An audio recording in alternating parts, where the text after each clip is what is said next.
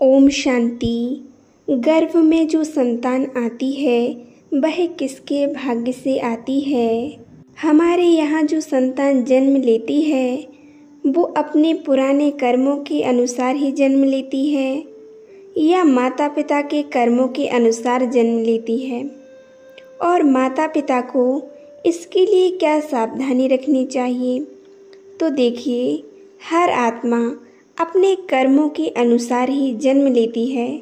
हर आत्मा अपना कर्म करती है और उसी कर्म के अनुसार उसको अपना भाग्य मिलता है।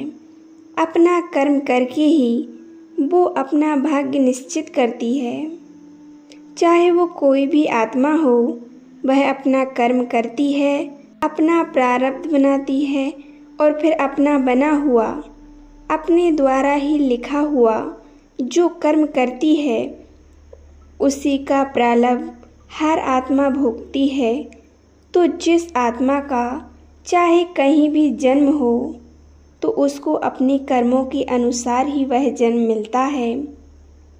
उसने जो कर्म किए हैं और अपने कर्मों के अनुसार जिन आत्माओं से उसका हिसाब किताब है वो उन्हीं आत्माओं के यहाँ उनका जन्म होता है। कई बार ये भी देखने में आता है, कई माता पिता बहुत परेशान रहते हैं इन चीज़ों से कि माता पिता तो बहुत अच्छे हैं लेकिन उनकी संतान उन्हें बहुत परेशान करती है, उन्हें दुखी करती है।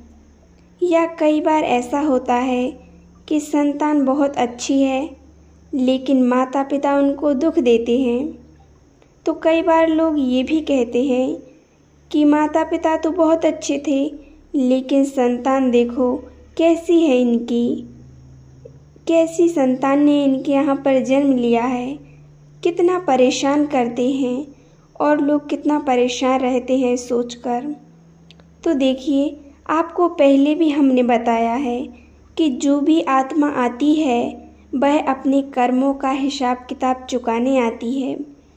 हमने किसी आत्मा के साथ किसी जन्म में कोई हिसाब किताब बनाया था और उसी हिसाब किताब को चुकता करने के लिए अगर हमने किसी को कभी सताया होगा, कभी परेशान किया होगा, किसी प्रकार का दुख दिया होगा, तो हम उन आत्माओं से ऐसा आपका संबंध बनेगा कि उन आत्माओं के पास आपको जन्म लेने के लिए जाना पड़ेगा। अगर किसी को दुख दिया है तो आपको दुख जरूर भोगना पड़ेगा। यदि किसी को सुख दिया है तो आपको सुख भोगना पड़ेगा।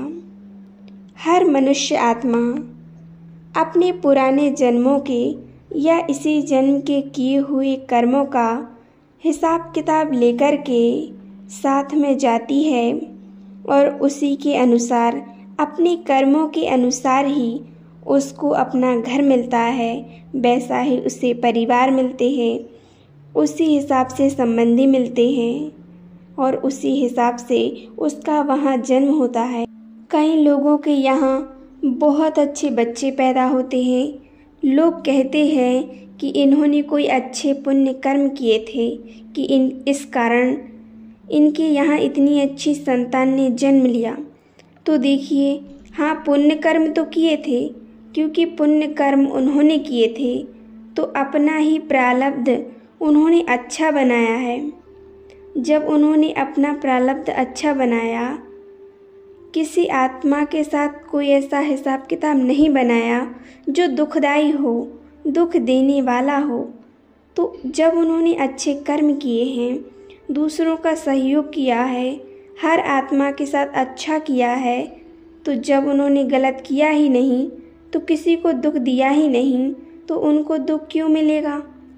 तो जब उन्होंने अच्छा कर्म किया है तो उनके यहाँ सब अच्छे ही आएंगे, संतान भी अच्छी आएगी और जो भी यहाँ संबंधी आएंगे, जो भी मिलेंगे, सब अच्छे होंगे। हर आत्मा अपने भाग्य को लेकर जाती है, लेकिन आज इस संसार का सिस्टम ही उल्टा हो गया है। आज जिन चीज़ों को हम छोड़ कर के जाते हैं उन चीज़ों को बटोरने में लगे हैं, इकट्ठा करने में लगे हैं और जिन चीज़ों को हम लेकर जाते हैं उस चीज़ पर ध्यान ही नहीं है, कोई ध्यान ही नहीं देता उस ओर। आज इस संसार में पैसा, धन, दौलत कितना भी इकट्ठा कर ले, कितना भी बटोर ले, और इसी में व्यक्ति लगा हुआ है। सुबह से उठकर शाम तक, जब तक वह सोता नहीं है, उसको कमाई कमाई कमाई ही दिखती रहती है। बस पैसा आना चाहिए, किसी भी तरीके से उसकी तरक्की होनी चाहिए पैसे से। उसको कहा भी जाता है कि कम आई, उसका संधि विच्छेद करो, कम प्लस आई यानी कम आई। कितना भी आ जाए फिर भी लोग कहते हैं कि कम आई। उसका नाम कमाई है, और आप उसको कितना भी कमा लो। आज देखिए संसार में प्रतिदिन हजारों लोग आ रहे हैं और हजारों लोग जा रहे हैं। इस सृष्टि पर हजारों लोग जन्म ले रहे हैं और हजारों लोगों की मृत्यु हो रही है। तो आना और जाना तो लगा ही है, लेकिन आज तक कोई भी ऐसा महावीर नहीं जन्मा जो यहाँ से एक माचिस की काड़ी लेकर के गया हो, एक तिनका भी लेकर के गया हो। कोई भी नहीं आया जो भी यहाँ से कुछ भी लेके गया हो। तो उसके लिए कोई चौकीदार भी नहीं है कि भगवान ने कोई चौकीदार बिठा दिया हो कि आप यहाँ से कुछ लेकर नहीं जा सकते। उस प्रभु की ऐसी विधि बनी हुई है कि आप यहाँ से कुछ भी नहीं ले जा सकते। सिर्फ जो लेकर के जा सकते हैं वो है आपका कर्म, आपके जीवन के धर्म पुण्य कर्म।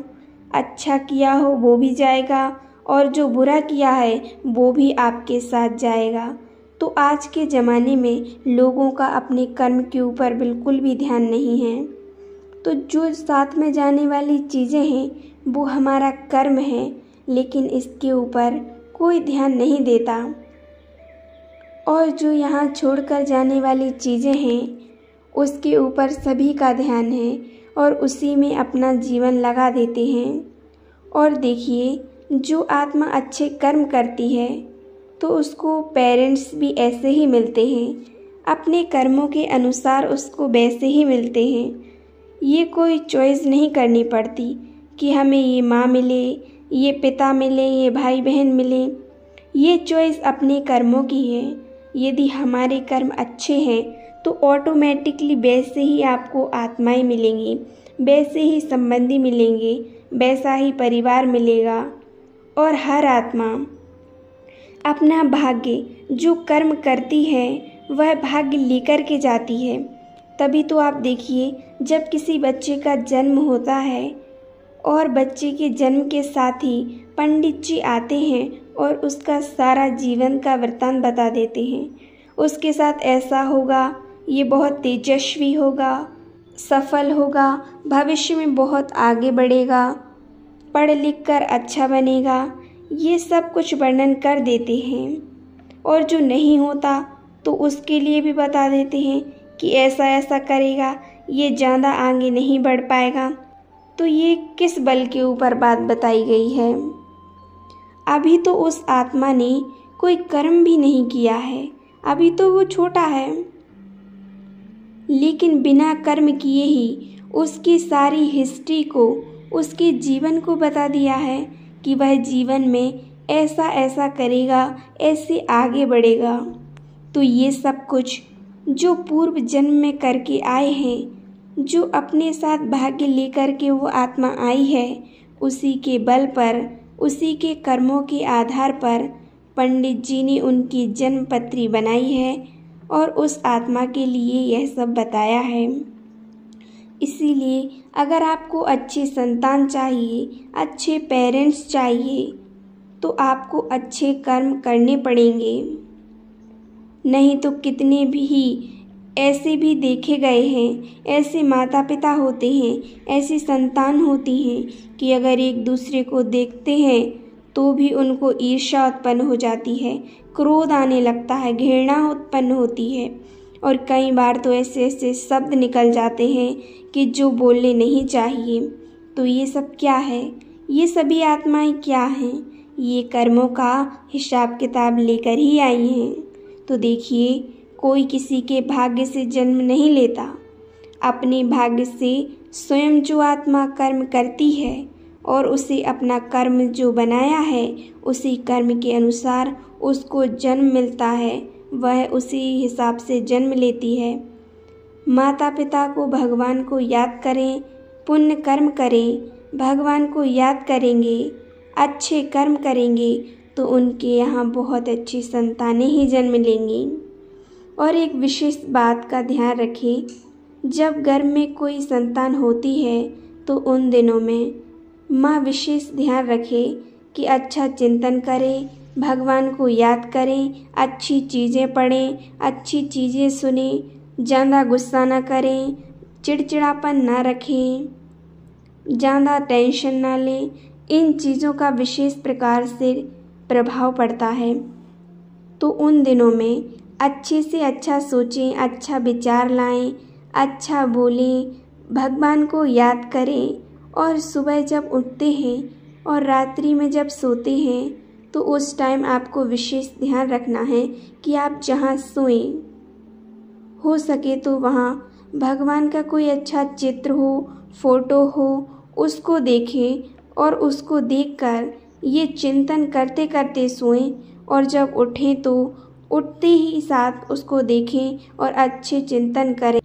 उसका प्रभाव शिशु के ऊपर बहुत पड़ता है, क्योंकि जैसा हम सोचते हैं, जैसा हम चिंतन करते हैं, जब गर्भ अवस्था में शिशु होता है तो उसके ऊपर उसका प्रभाव जरूर पड़ता है। और कई लोग इन बातों से भी परेशान रहते हैं, कई लोग बोलते भी हैं कि भगवान ने मुझे कैसी संतान दी है, भगवान ने मुझे किन कर्मों की सज़ा दी है। तो देखिए, भगवान नहीं देते, भगवान किसी को सज़ा नहीं देते, भगवान किसी को कोई संतान निश्चित नहीं करता है।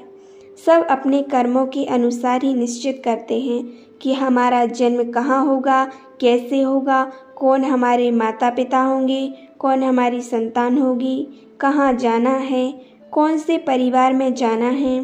इसीलिए यदि किसी के यहाँ कोई प्रॉब्लम है किसी बात को लेकर के, चाहे वो संतान को लेकर हो, पेरेंट्स को लेकर हो, तो बस यही समझो कि यह हमारे ही कारण है, यह भगवान ने नहीं दिया है।